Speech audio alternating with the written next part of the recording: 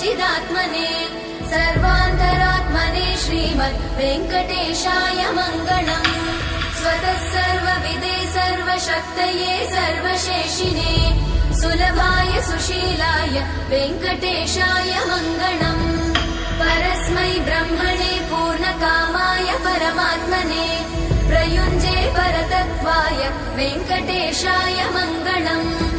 आकालतत्त्वमशान्तमात्मनामनुपश्यताम् अतृप्त्यमृतरूपाय वेङ्कटेशाय मङ्गलम्। प्रायस्वचरणौ पुंसां शरण्यत्वेन पाणिना कृपया दिशते श्रीमद् वेङ्कटेशाय मङ्गलम्। दयामृततरङ्गिण्यास्तरङ्गैरिव शीतलै अपाङ्गै सिञ्चते विश्वं वेङ्कटेशाय मङ्गलम्। स्रग्भूषाम्बर